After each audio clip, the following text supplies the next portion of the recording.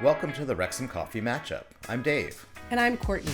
Each week, we'll take a few minutes to catch up on the latest news from Wrexham. From matchups to transfers, on and off the pitch, we'll share our takes on it all. So grab a coffee and join us. Hey, Courtney. Welcome back. How are you? Hey, Dave. It's nice to see you. How are you doing? Pretty good. Did you have a nice Christmas break? It was nice to have a good pause, to spend a week in Italy, to go to a spa. Oh, and nice. now I am back in Switzerland. How about you? Doing pretty good. Just hung out around LA. It was a quiet, wet Christmas time. So getting ready for the new year and then heading back to work in a few days. But we've had some stuff to keep us busy over the last couple days, have we not? Just a little bit. And actually looking back kind of at what's gone on even a bit before that. So our match on Boxing Day, I realized it was 1 full month since our last win against Bristol City, which was also a home match. That is too long. That is way too I know. long. Some draws in between. Not everything was a loss, but it was a full month since our last win. What are your overall thoughts? I think we all came in feeling like we needed a solid performance to wrap off the first half of the season. And boy, did we come out with a bang, didn't we? Well, it's funny because I agree. I feel like we all felt like we needed that. And then the first half happened. And I think we were all feeling a little bit in our feelings during the first half. Yeah, so it is interesting. So I would say I would even cut the first half in half. And I agree. The first 25 minutes was just chaotic in a sense, because I think both sides were coming out like on attack, and it was just a lot of back and forth and back and forth. And it's interesting because producer Eric was actually sat down and watched the first 20 minutes of the match with me, and then he had to leave around 25 minutes. And at that point we were 3-1 down 25 minutes into the match. Yet it didn't feel like we were losing. They just were getting the goals, right? Yeah. And so as he walked out, he said, "Oh, I'm so sorry." And he left. And then a couple hours later, come back to find out, surprise, that it was our biggest win in probably the last 3 years, with a 5-3 win, which was amazing. That was huge, yeah. What did you think of sort of the first half and then sort of how it shifted in the second half? I felt like it was a tennis match in a way, because it was just like, I think chaotic is a really good word for the first half. And I think it's really, I felt so conflicted because if you look at the score, it's like your stomach drops. And then you look at how we're playing and you think, oh, but it's not really that bad. And then you look again at the score because another one has gone in the back of the net, you know? And so that part was a bit, and then, you know, getting to the end of the first half, and it felt like we're really building momentum. And I think something that we've experienced quite a bit, it's a little bit of that, what's going to happen after halftime? Are we going to continue on to that? Are we going to go up? Are we going to go down? And so I think the fact that we came out so strong, and then just, I mean, that was a phenomenal match. I just had this huge like smile plastered on my face after the end of it. That was such a thrilling victory for sure. Right. So one thing I did notice, and it was sort of out of necessity, was that we had talked about this before, but we actually started with Moore, Windass, and Broadhead all in the lineup at the start. And I think that was largely done because of O'Brien's injury. And there was a hole sort of in the middle of the field. But what did you think of this chance to watch the new formation? O'Brien's injury, and we just found out before the match that James McClean would be suspended, or I guess we didn't find out just before the match, but we found out in the meantime that James McClean would be suspended for 3 matches as well. So yeah, we both knew that there would be some kind of shifting somewhere. I don't think I had seen the lineup. I think you said it to me. I think you sent it to me in a message. I don't know why I'm writing. You did not send a letter to me. And I thought, no, that can't be right. And so of course, then I opened Instagram to check for myself, and of course it was right. And I just thought, ooh, now this is interesting. I really liked it. I don't know if we can keep it. We'll talk a little bit about that, I'm sure. But I like it so far. What do you think? I loved it, and it's interesting because in a little bit we're going to talk about sort of the upcoming matches, and I did go back after the fact, and when we played Blackburn in November was the first time where we had a significant chunk of time. It was a good 35-40 minutes with these three playing together, and that second half of that match, it got to be a sort of electricity towards the end of it. And so I think it was something that like we're like saying, okay, let's take our strengths and let's put these two, instead of having it always be either Windass and Moore or Broadhead and Moore, let's put them all in together and let's see, because both Windass and Broadhead are very flexible in sort of how they play. They're definitely not just always way up front. They all drop way back at times. So it was nice to see it work. And I think it really clicked in. Especially towards the end of the first half and then right at the beginning of the second half. So once we reached that 3-3 leveling, I think it was just all systems go from that point on for the rest of the match. Go, go, go. Go, go, go. Yes. For sure. Which then brings us to a couple of days later. Was this just yesterday? Yeah, yesterday.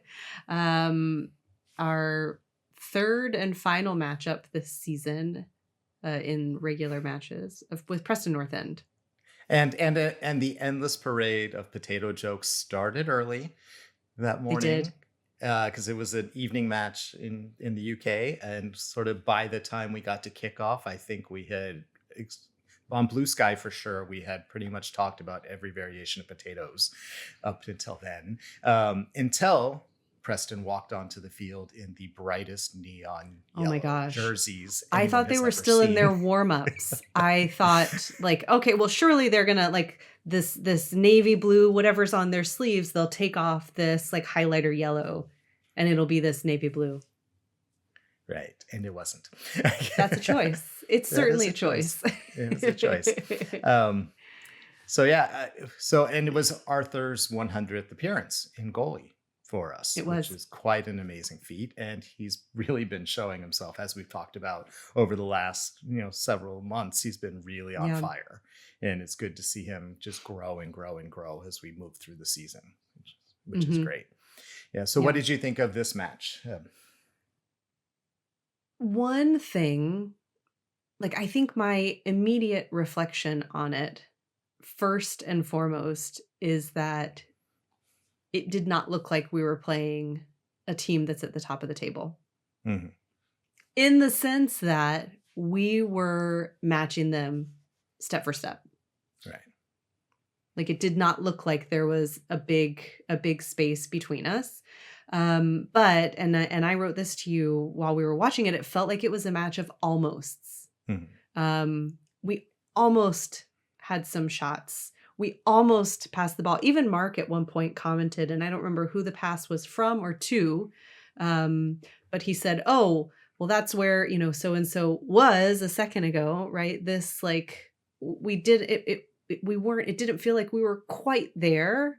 And so it was very tense and like nail biting for the whole match, I would say, from my side. What do you think? I agree. It was nice again. So like we talked about the lineup shift that happened in the previous match. And so we went into it with identical lineup from the previous match. So we got to see further solidification of Windass, Broadhead, and Moore together. But I also wanted to honorable mention, which we just forgot to mention a few minutes ago, is that George Thomason was drafted in to replace McClean on that position while McClean's out on his suspension. And in both matches, he really stepped up in that role and kind of star power that no one was expecting, that he would be able to play that wingback role. And he just owned it.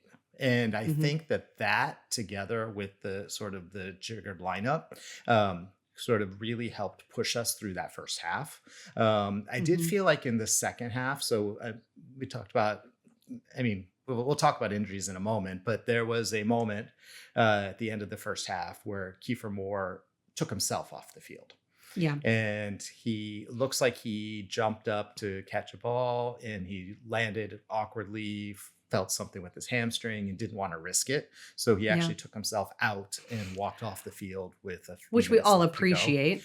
which we appreciate, but it's also scary because then we're down to 10. And then, Well, and yeah. then Windass jumps up and like somehow gets smacked hard in the on back, the back of the head and fell down. And then we're down to 9. Yes. That was very tense. And they wisely didn't do a substitution at that moment, because that would have meant that if they substituted, for sure that someone can't come back on, right? But it kind of, we started a second half with sort of this almost dread a little bit. Yeah. Of like, you didn't can know we what's going to recover happen from this. Luckily, Windass was not injured seriously, so he did come back on. But then we got Sam Smith on, and this is the most, other than the one time he started earlier in the season, this is the most consistent playing time we've seen from him. But it just took a while for that energy after those shifts to kind of turn into something that was more back to the attack. Well, but you know what it really took. Well, as I say, it took Dobson and Rathbone to really bring the fire. It really did. It did. No offense to anybody else, but right. I mean, Rathbone, I even said this to you before the match that, wait a second, I haven't seen Dobson start in, well, at least the last 2 matches. But there is such, like, Ollie Rathbone is having such a moment now. He has played in 3 matches and he has scored twice. He's phenomenal. He is. And they were, and the goal this time was an absolutely beautiful goal, which just, one of our friends on Blue Sky he sent a picture afterwards that he was in the stands about halfway up, right in the middle of the goal line. And I said, you must have had just the bird's eye view of Ollie's goal. And he said, oh, it was an amazing view from there. Yes. Wow. Yes. I have to say, we talked about potatoes at the beginning, just to like close the loop on this match.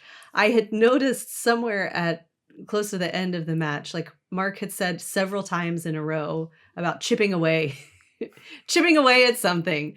And I thought, oh, I should have been counting these because I wonder if it's intentional. And he did reply to me on Blue Sky that it was not. But that's even better, I think. Right. So we were able to hold off Preston in the second half. Came out with a very solid 2-1 win. I think everyone was very, very happy with that. It got a little tense there for a moment. But very tense. But that led to our first back-to-back wins of the season. Which, if you think about it, is kind of amazing that we've now gone, 24 matches, and had not been able to put 2 wins back-to-back. And so it was 2 back-to-back at home. And both at home. And so the energy, you could feel the energy through the screen. And I wish that I could have been there. Can you imagine that? Wow. I know. And so hopefully they take that momentum, and hopefully the injuries that we'll discuss in a minute are not that serious. And then we can kind of push that into the new year as we make our way through. Yeah. Because there is a long list. I know. Of injuries. Yes. So O'Brien was injured recently. Parkey said that it's not as bad as they feared, but they're monitoring it. And of course, as we've seen, every time someone gets injured, when they come back, it's not an automatic right back onto the pitch. No. And especially if we're shifting things around, we're going to have to readjust again over time. And next one's interesting to me because I didn't realize that Ryan Hardy was injured, because we talked recently about how little playing time he's gotten. And we were surprised when he was brought on a couple matches ago in those last few minutes, didn't realize that he injured himself in that appearance. And that was right before they moved Rodriguez back onto the 25-person roster. And I was pleasantly surprised that we saw J-Rod both matches this week. Usually, like I mentioned, we don't see them right away as soon as they're back on. But to see him out there, we certainly had a need.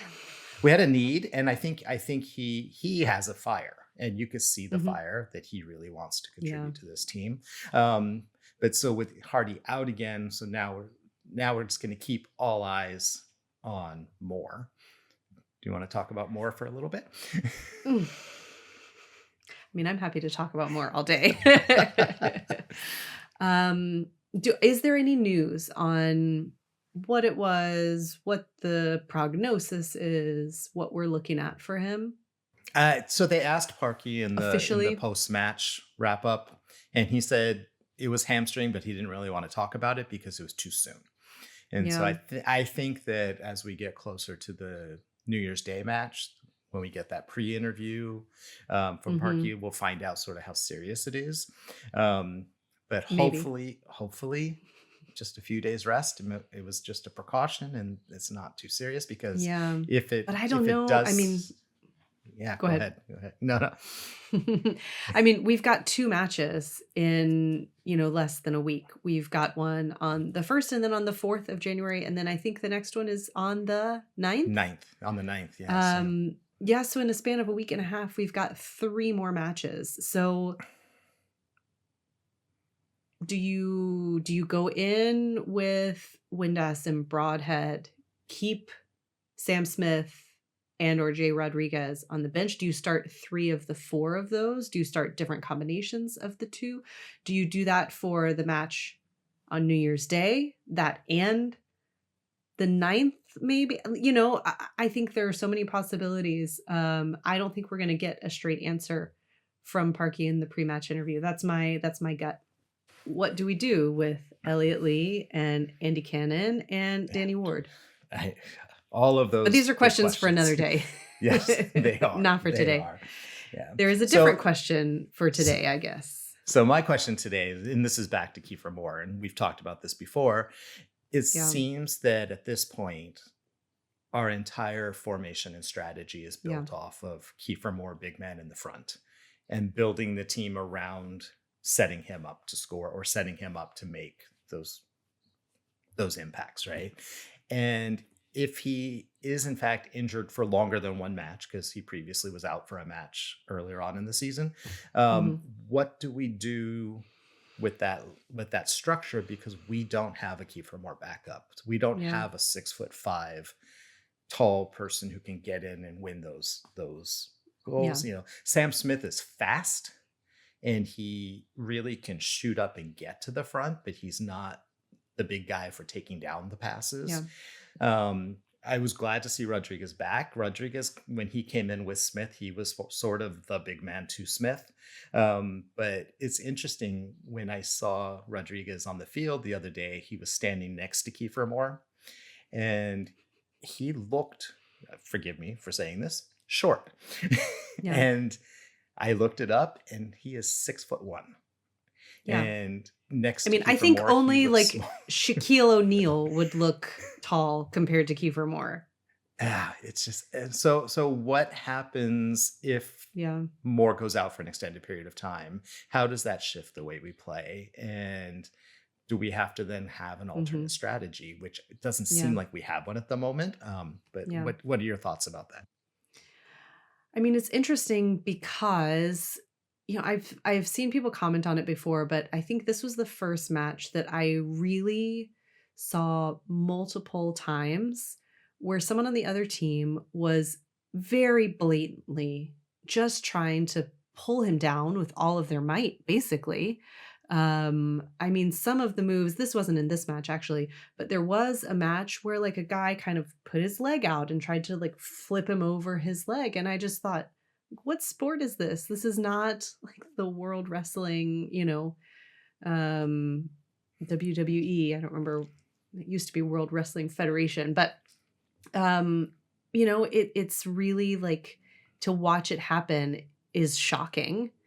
And then knowing that he did get injured, probably not because of that, but all of these things can contribute to an injury, and that's very risky when that's kind of the key for your attacking formation. So what will we do? I don't know. I know and the transfer window is coming. So I mean, I have an idea. Go for it. Let's hear it. It's not a really serious idea. I just really want to say Ollie watch.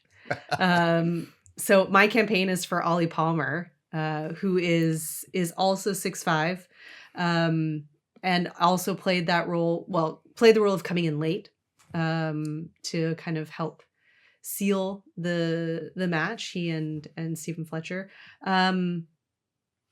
Do we need a backup? I mean, we've talked about this before. Probably. We probably do. Whether it is a backup person to fill that particular role, or whether it is a backup formation that may or may not include new people that we bring in, there needs to be something else. And I think we might see a little glimmer of that on New Year's Day. Okay. Something for us to look forward to. I think that, with the transfer window coming up, one obvious thing is to look for a backup big guy, right? Yep. I don't think that they're going to be bringing in lots of new players, because we brought in 13 players at the beginning of the season. But one or two key players who can just help us solidify sort of the areas in which we need help. But I think that the alternate formation is probably something that's going to have to be seriously plotted out. And maybe they're already planning different ways to rejigger the speed and the skill that we have to play differently. I mean, if you look at some of the other teams that we've been playing, not everyone has a big man up front. When I was watching the Blackburn recap from November, they were fast little guy strikers, right? And they were quick break, quick shots, quick passes, but they weren't the big guy taking down the opposition. And so I mean, I think that there are other approaches. It's just a matter of what works best for our team. Yeah. And maybe Kakache is coming back soon. That is going to influence, obviously not on our strikers, but that is going to influence, maybe what else is happening around the pitch. I think it's going to be really interesting to see how things unfold in the next couple of weeks. Right. Speaking of which, as you mentioned, on January 1st, which is New Year's Day, we have our return matchup against Blackburn Rovers. This time we'll be away. For those of us on the west coast of North America, apologies in advance, but the game starts at 4:30 in the morning. And just stay awake. Luckily, I'm if you make it to midnight. I'm of the go to bed by 9:30 variety, so I should have no problem. But we last played them in November, at the end of November. It was a 1-1 draw. They're currently 19th in the table, so they are just a little bit behind. They're kind of several points behind us on the table. But when I was watching this one, again, as I mentioned, we were challenged by their speed. And I think we talked about this at the time, was that we had not figured out how to respond to that speed, and our defense had key holes in it as a result of that. And I feel like we've tightened up our defense, and our defense overall has been playing incredibly well. But there was something unique about the Blackburn team and the way that they were able to just poke holes in that defense. And so I think that's something we need to look out for as we go into this match. And then on the 4th of January, which is a Sunday, an unusual Sunday match, is our rematch against Derby County. So we last played them in end of September. Again, that was a 1-1 draw. They're currently 2 points behind us in 14th place. So these two are kind of, if we keep chipping away these, victories, like, we can slowly make our way kind of up the table. We're currently sitting in 11th, which is a really great place to be. We're only 4 points out of playoff position, but with still 22 matches left to play. So we have a long way to go. I was reading an article in The Athletic, and I should find the exact quote, and I really hope that this author eats their words at the end of the season, but made a comment something along the lines of, like, Wrexham is never going to be in promotion contention this season. And I thought, we're actually not that many points back. Right. And the middle of the table, the middle top of the table is very packed. So yes. And it's only January. And we've talked about Cinderella stories in other cases. Maybe this is our Yeah. Cinderella story, right? So we'll have to circle back to that maybe. We'll circle back. And then on Friday, January 9th is our first entrance into the FA Cup in the third round. And as we mentioned, we'll be playing Nottingham Forest at home. So that would be a very exciting atmosphere to have a Premier League team in the racecourse ground. I can't wait to see sort of how that shakes out. Yeah. And as of today, there are, I just saw a post, a few hospitality tickets left. Okay. At eye-watering for Wrexham price, I'm imagining. I'm sure. But probably I did not click to see how much it was, but totally worth it. Speaking of tickets, the last thing coming up next week is fully expect is that it next week? Tickets, I think the tickets for February home matches should go on sale next week, which means that it'll be time for us to enter the lottery for our tickets for our visit. And so we'll find out if there's the one match that we're planning on going together, and then the match the following Tuesday that I'll be there. So going to cross our fingers to get tickets and to get good seats. Otherwise, it'll be the secondary market, which was through the Wrexham website, but that one you kind of have to surf up until like hours before kickoff to see if tickets show up. So we'll be ready. Be ready for it. So. We will. Well, that's all we have time for. Thanks for joining us this week. Please like, comment, and subscribe. You can also email us at wxmcoffeematchup@gmail.com. All one word, that's wxmcoffeematchup@gmail.com. Or you can follow us on Instagram and Blue Sky at wxmcoffeematchup. From the cop to your coffee cup, that's all for today's Wrexham Coffee Matchup. Keep it brewing, keep it red, and as always, up the town.